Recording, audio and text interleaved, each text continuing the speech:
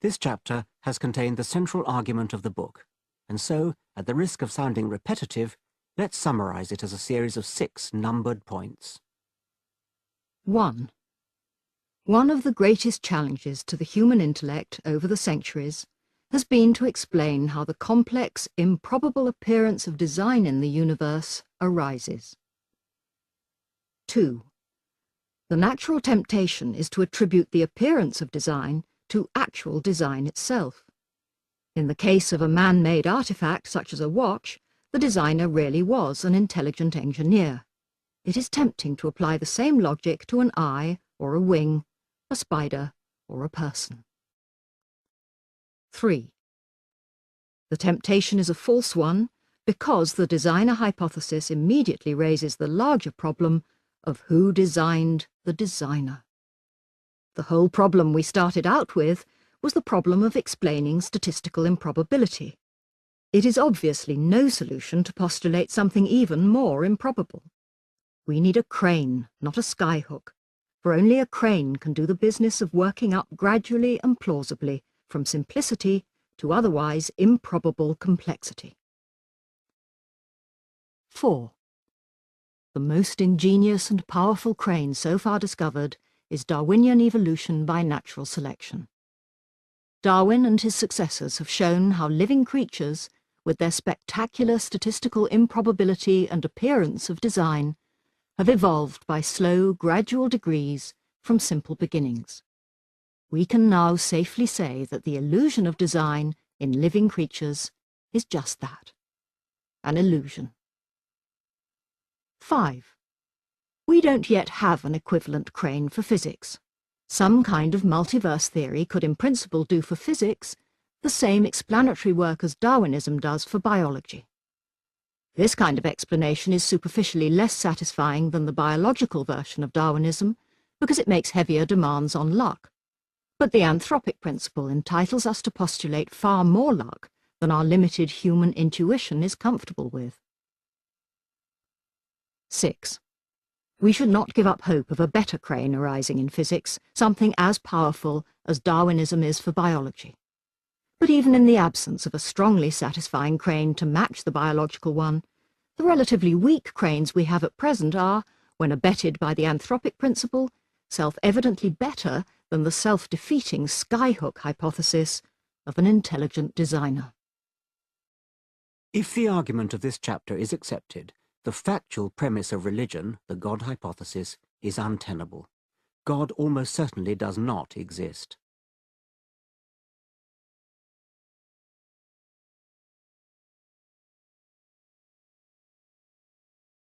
Now, the argument is jarring because the atheistic conclusion, therefore God almost certainly does not exist, just comes at you suddenly out of left field. You don't need to be a philosopher to realize that that conclusion doesn't follow from those 6 previous statements. In fact, if we take these 6 statements to be premises of an argument leading to the conclusion, therefore God almost certainly does not exist, then Dawkins' argument is patently invalid. There are simply no logical rules of inference that would permit you to deduce this conclusion from those 6 premises. So perhaps a more charitable interpretation of this argument would be to take the 6 statements not as premises of an argument leading to a conclusion, but perhaps as just summary statements in Dawkins' cumulative argument for his conclusion that God does not exist. But even on this more charitable construal, it still doesn't follow that the conclusion, therefore God almost certainly does not exist, can be derived from those 6 statements, even if we concede that each one of those statements is true and justified. What does follow from the 6 steps of Dawkins' argument? Well, at most, all that follows from these 6 statements is that we should not infer God's existence based upon the appearance of design in the universe. It's basically an argument against a design inference as a basis for one's belief in God. But that conclusion, of course, is quite compatible with God's existence and even with justified belief in God. Maybe we should believe in God on the basis of the cosmological argument or the ontological argument or the moral argument for God's existence. Maybe our belief in God isn't based on arguments at all. Maybe it's based on religious experience or divine revelation. Or maybe God wants us to believe in him simply by faith. The point is that rejecting design arguments for God's existence does absolutely nothing to prove that God does not exist or that belief in God is not justified. In fact, historically, a great many Christian theologians have rejected arguments for the existence of God without thereby committing themselves to atheism. So Dawkins' argument for atheism is a failure, it seems to me, even if we grant that all 6 of its steps are true. But moreover, in fact, I think several of these steps are plausibly false. In steps 5 and 6, what he's talking about there is the discovery over the last 40 years or so of the incredible fine-tuning of the universe for intelligent life. It's been discovered by physicists that the initial conditions simply given in the Big Bang are fine-tuned for the existence of intelligent life with a complexity and delicacy that literally defy human comprehension. And this cannot be explained in evolutionary terms because these are initial conditions. And so 5 and 6 basically is just expressing a hope that perhaps someday we'll be able to come up with some sort of theory that will be able to explain the fine-tuning of the universe for intelligent life. I'm going to be speaking more about that a bit this evening, but I'll just leave that point aside this morning. Take step 3, for example. Step 3, the temptation is a false one, that is the temptation to infer design, because the designer hypothesis immediately raises the larger problem of who designed the designer. Now, Dawkins' claim here in step 3 is that you're not justified in inferring design as the best explanation of the complex order of the universe, because then a new problem arises, namely, who designed the designer? It seems to me, however, that this rejoinder is flawed in at least 2 ways. First of all, in order to recognize that an explanation is the best, you don't have to have an explanation of the explanation. In order to recognize that an explanation is the best, you don't need to have an explanation of the explanation.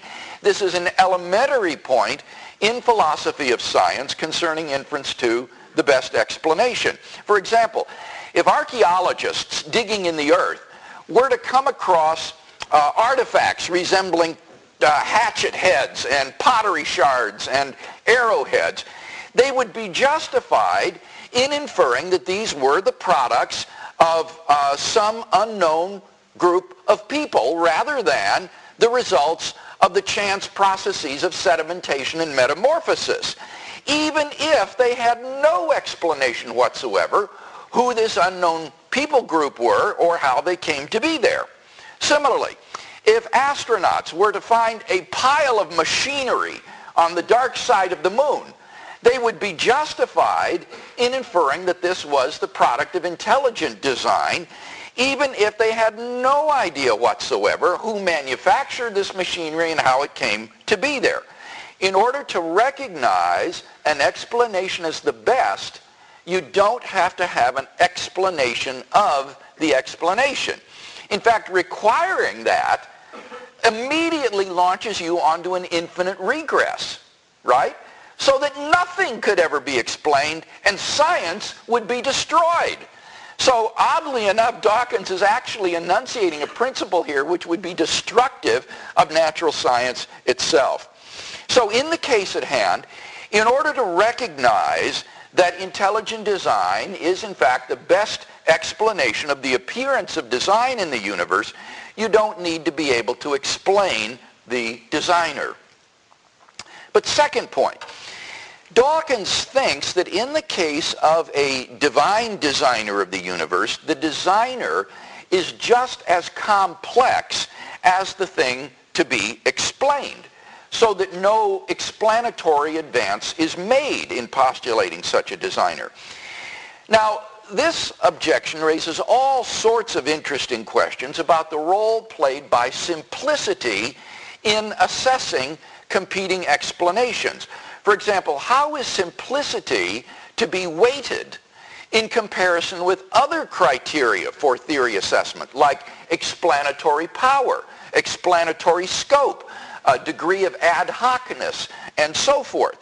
The fact is that many times in science, we may prefer a theory which is less simple because it has, say, greater explanatory power or greater explanatory scope. It requires skill to weigh the different factors in theory assessment against one another in order to arrive at the best explanation. You can't always simply go with the simplest explanation. But leave those questions aside for this morning. I think Dawkins' more fundamental mistake lies in his assumption that a divine designer is an entity which is comparable in complexity to the universe. He thinks that the designer is just as or more complex than the universe itself. And it seems to me that this is patently false. As an unembodied mind, God is a remarkably simple entity. As a non-physical entity, a mind is not composed of parts, and its salient properties like self-consciousness, rationality, volition are essential to it, in contrast to the contingent and variegated universe with all of its inexplicable quantities and constants. In contrast to that, a divine mind is startlingly simple. It is an uncomposed spiritual or mental substance or entity that has no physical parts whatsoever.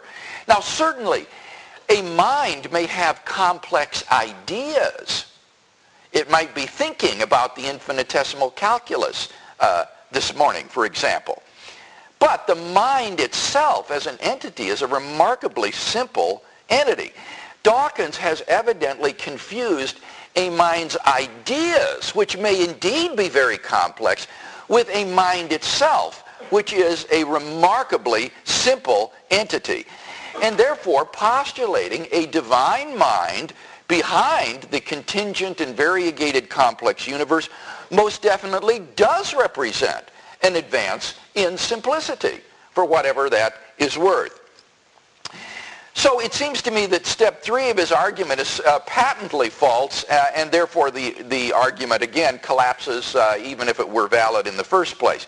Other steps in Dawkins' argument I think are also problematic, but I think enough has been said to demonstrate that this argument does absolutely nothing to undermine a design inference for a creator of the universe, not to speak of it serving as a justification for atheism.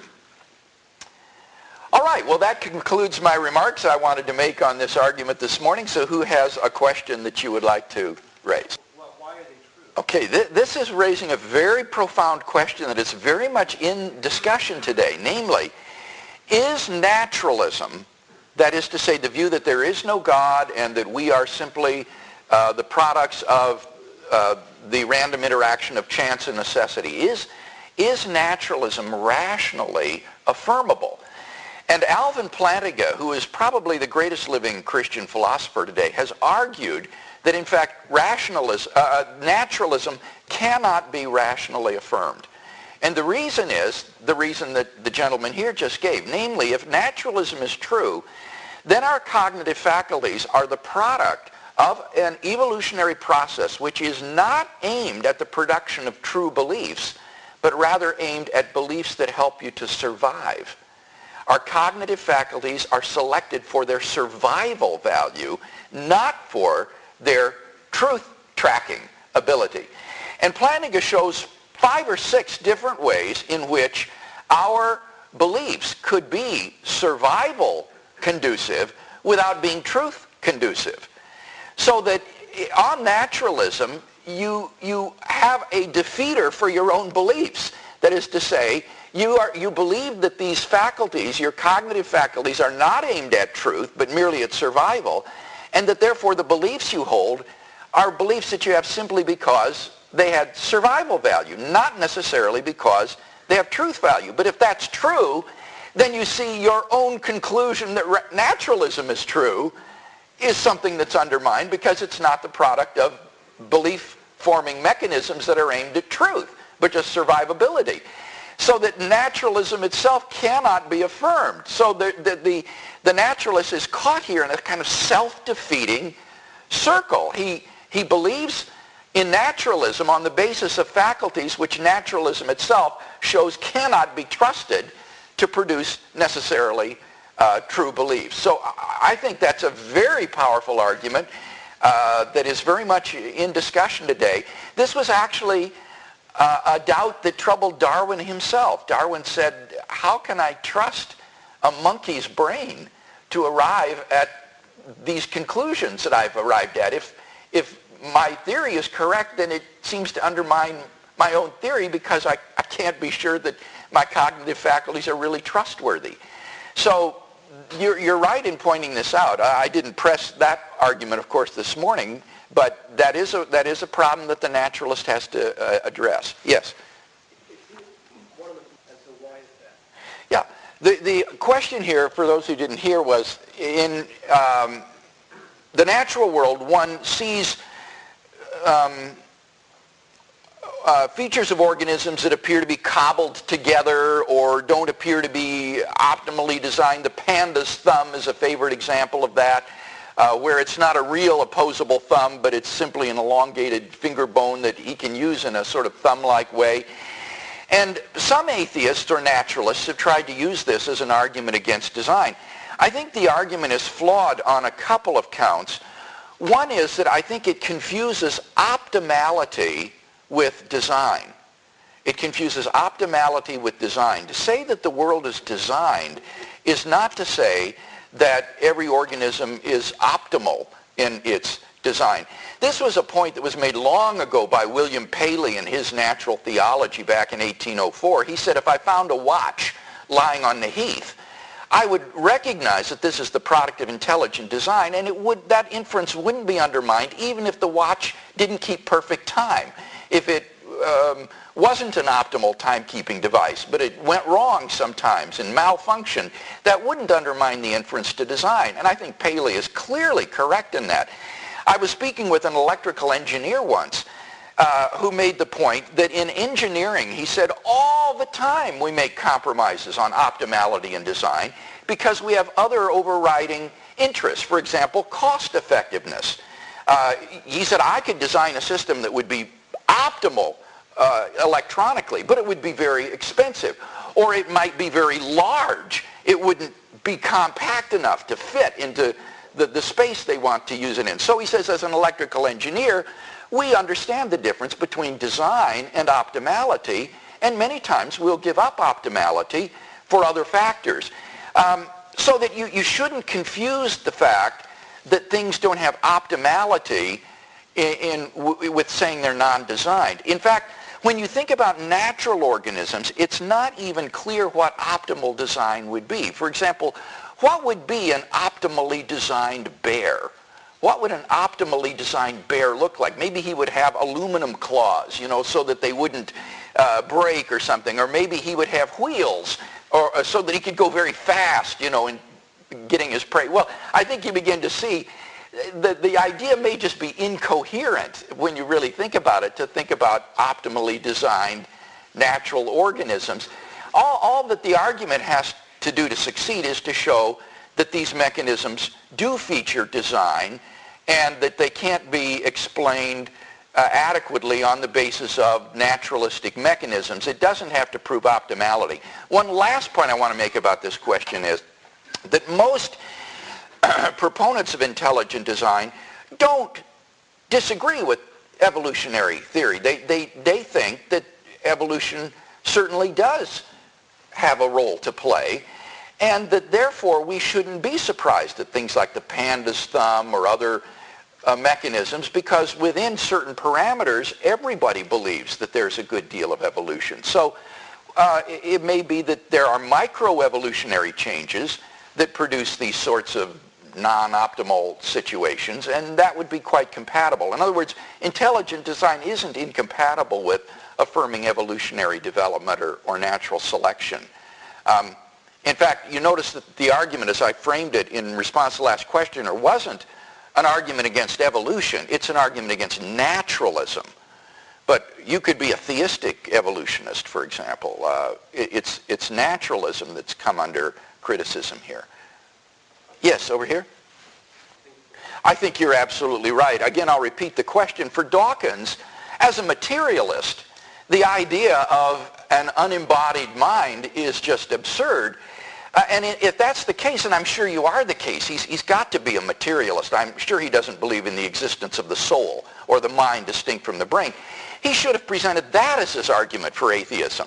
Because if you don't believe in the possibility of an immaterial self or mind, then you don't need this kind of argument to prove atheism. You just say there cannot be such a thing as God because there cannot be minds distinct from physical organisms or brains. So that should have been his argument, but it wasn't. Instead, he presents this argument. And that would then lead us into questions about mind, brain, identity, and how do you deal with the mind? Is the mind reducible to the brain, or is it just a sort of epiphenomenal thing generated by brain processes? And that's, again, another large question that one might discuss. Yes? Okay. These are wonderful questions. Very, very good. His point, I think you probably mostly heard his point, was that this lack of optimality might bespeak limitations in the designer then, limited intelligence or ability or something. Now, this is precisely why people like William Dembski and other intelligent design theorists are not being disingenuous when they say this is not an argument for God. Dembski and these others continually insist we are not arguing that you infer to God on the basis of design, but just to some sort of intelligence, that you need an intelligent designer to explain these things. And he would actually be very sympathetic to your argument. He said there's no way that from these finite products I would be able to prove that this is an omniscient, omnipotent being. And so although many people have characterized intelligent design theory as creationism in a cheap tuxedo, in masquerade, I think that's quite wrong. I think that for people like Dembski and others, they are very sincere when they say we're not proposing this as an argument for God. Now, that having been said, notice how the ground, though, has shifted here significantly in reframing the objection in this way. It now becomes, in a sense, an argument that's rather similar to the problem of evil. Namely, why are there these imperfections, so to speak, in the natural world if they are the product of intelligent design?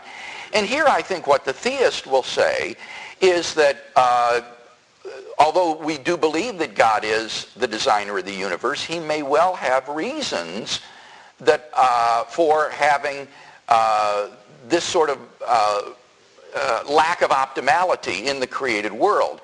And it wouldn't be hard to think of reasons like that might be appropriate for that. It might produce the sort of world in which human beings would function best. It would provide a kind of ecosystem in which human flourishing could take place, and then ultimately lead people to come to embrace freely God's salvation and to come to a knowledge of God and all the rest. I think that here we begin to get into conjectures that are completely beyond our ability to discern when we say what would be the best sort of world in which God might place human beings so that the maximal number of them could freely come to know him and his salvation.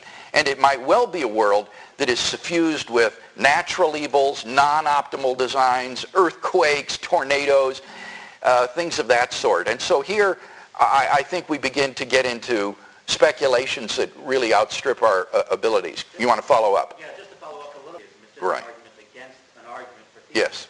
Yeah, fair enough. And so the burdens are quite different. Yes. All right. I was construing the objection as being a sort of demonstration that the designer is lacking in intelligence or ability or something. But, okay. All right. Yeah. Well, look at premise 1 of Dawkins' argument.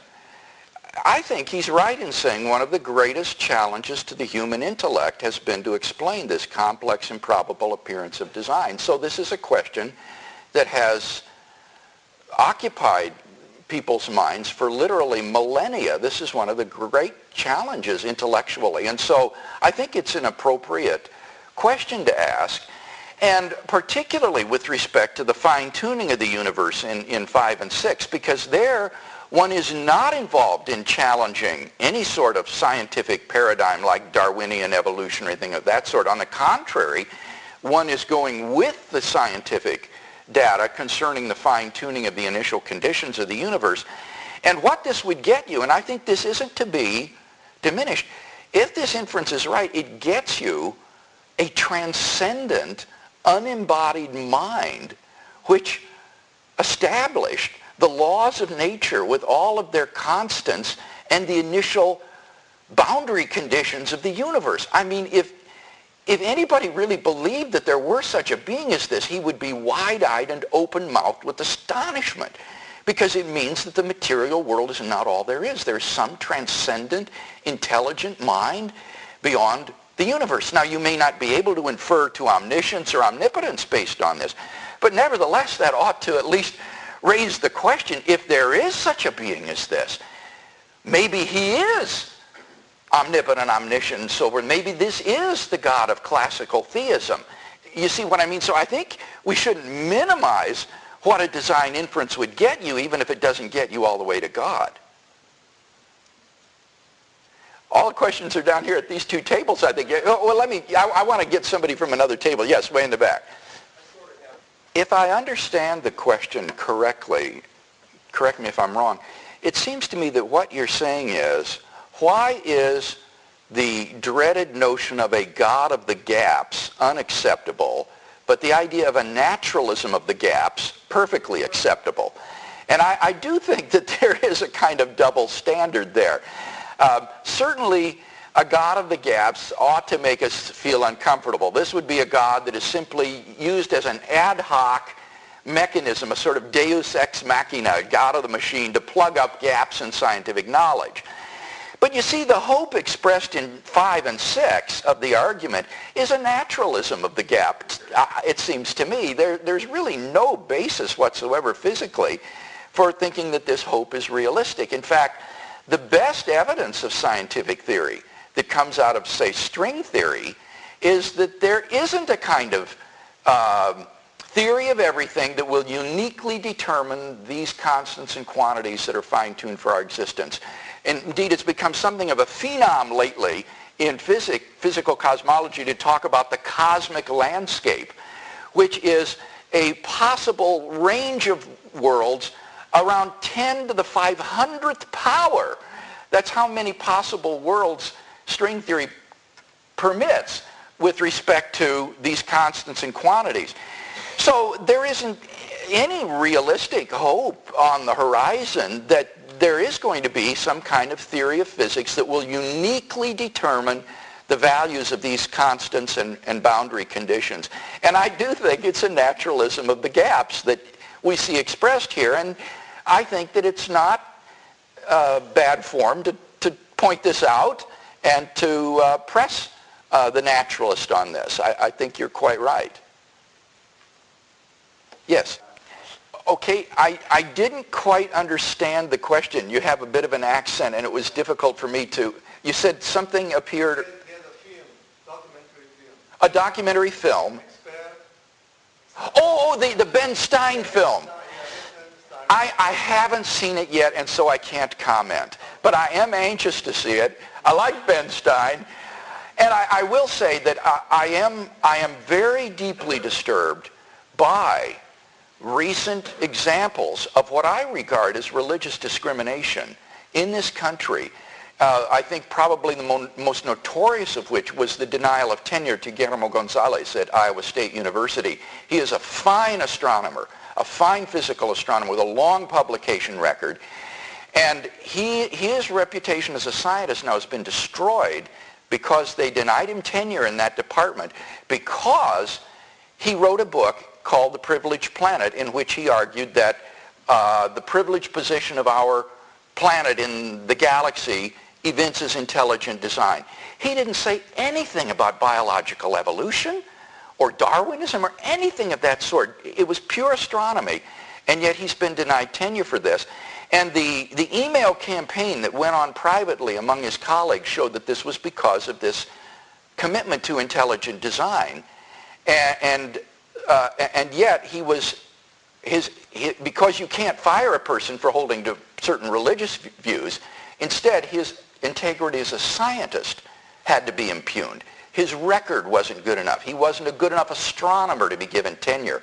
And as a result, his reputation and career have been besmirched for reasons pertinent to his private religious beliefs, which I think is just unconscionable. So while I haven't seen the film, I know that there are cases, such as the film illustrates, which are going on in this country and which I think anyone who holds to academic freedom ought to take up a standard against.